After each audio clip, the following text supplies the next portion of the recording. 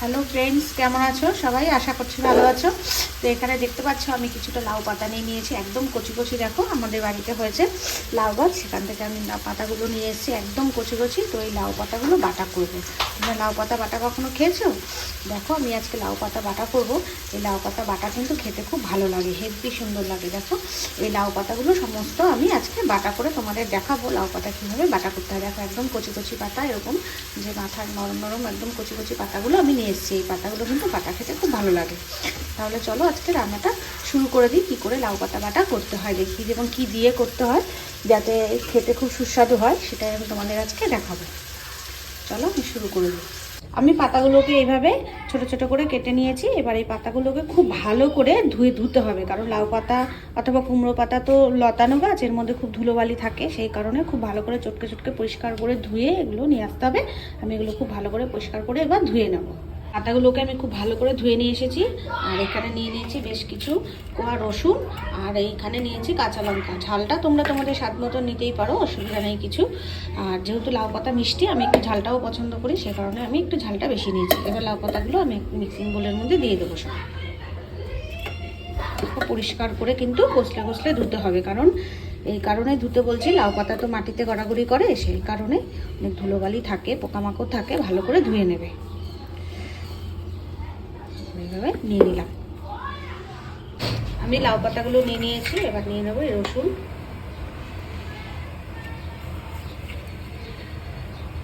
সমস্ত রসুনগুলো নিয়ে নিলাম। আর নিয়ে নিলাম কাঁচা লঙ্কা,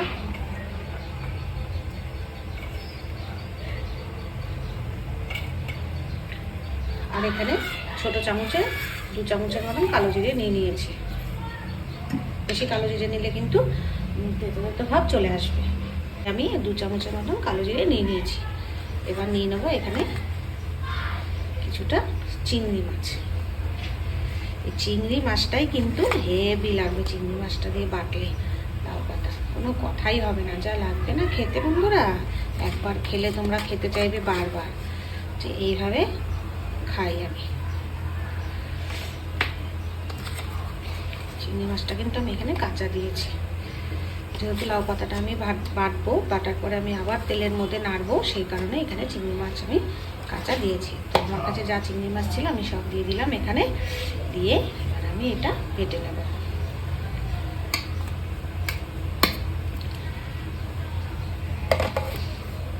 গরম ভাতের সাথে যা লাগবে খেতে, কি আর বলবো। চলো একটু জল দিয়ে দিলাম।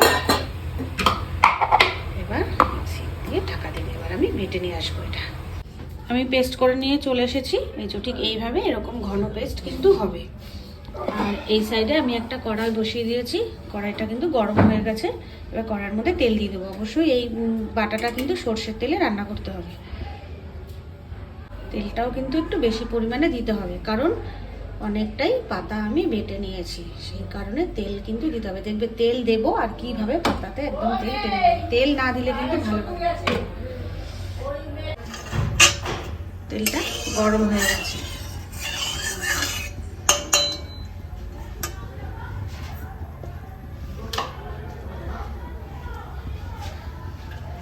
এবার এর মধ্যে আমি আস্তে আস্তে করে বাটাগুলো দিয়ে দেবো।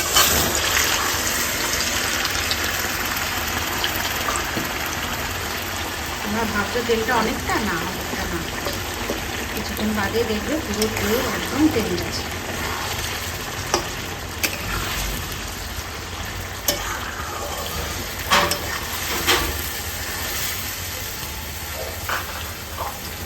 বাটাটায় তেলেই সুন্দর হবে খেতে। দিয়ে যখন ভাত মাখবো দেখবে খেতে কত ভালো লাগে।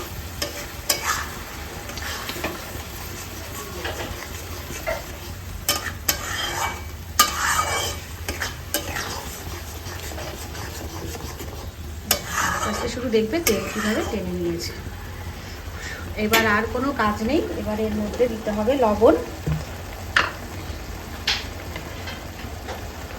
পরিমাণ মতো লবণ দিতে হবে।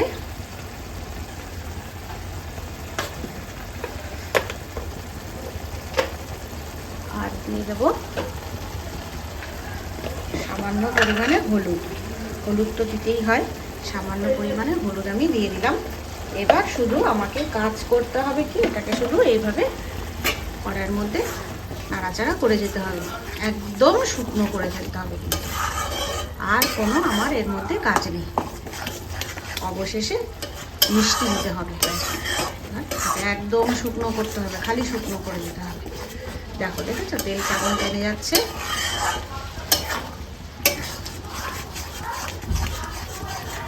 যাতে পোড়া না লেগে যায় সেইভাবে এটাকে শুধু শুকনো করে যেতে হবে।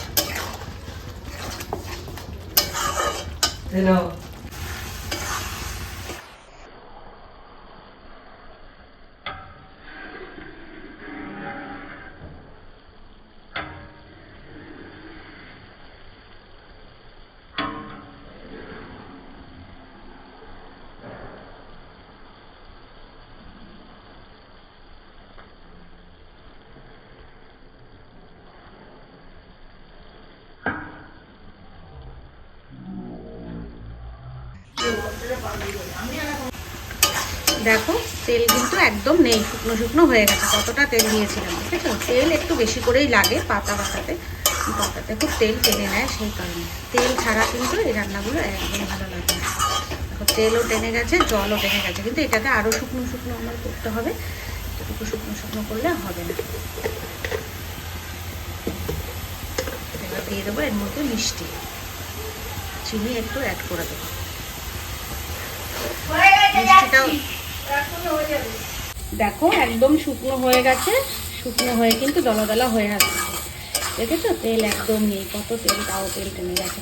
এই সময় এসে তোমরা মুখে দিয়ে একটু নুন মিষ্টিটা দেখে নেবে, যে নুন মিষ্টিটা ঠিক আছে, ঠিক না থাকলে আবারও দেবে পরিমাণ মতন, তোমাদের স্বাদ অনুযায়ী লবণটা দিয়ে নেবে। ঠিক আছে, তেমন বলের মতন হয়ে আসবে একদম। আরও একটু আমি শুকিয়ে নেবো, যত শুকোতে পারবো তত ভালো লাগবে। দেখো বন্ধুরা, যদি আমার এই ভিডিওটা তোমাদের ভালো লাগে তোমরা কিন্তু অবশ্যই লাইক কমেন্ট শেয়ার করবে, আর যারা নতুন বন্ধুরা দেখছো তারা অবশ্যই আমার চ্যানেলটিকে সাবস্ক্রাইব করে দেবে এবং পাশে থাকা বেল আইকনটি প্রেস করে দেবে। দেখো কত সুন্দর হয়ে গেছে, এটা কিন্তু হয়ে এসেছে। এবার আমি নামিয়ে নেব। একদম কম আঁচে করবে এই পর্যায়ে এসে, না হলে পোড়া লেগে যেতে পারে, সেই কারণে। খেতে কিন্তু বন্ধুরা হেভি দারুণ লাগে গরম গরম ভাতের সাথে। এইভাবে বাড়িতে থাকা জিনিস দিয়ে ফেলে না দিয়ে তোমরা এইভাবে কিন্তু বেটে খেয়ে নিতে পারো, করে নিতে পারো, খুব ভালো লাগবে খেতে।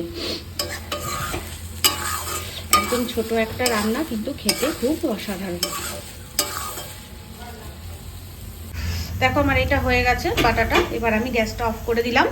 এবার আমি গ্যাসটা দেখো অফ করে দিলাম। এবার আমি এটা নামিয়ে নেব।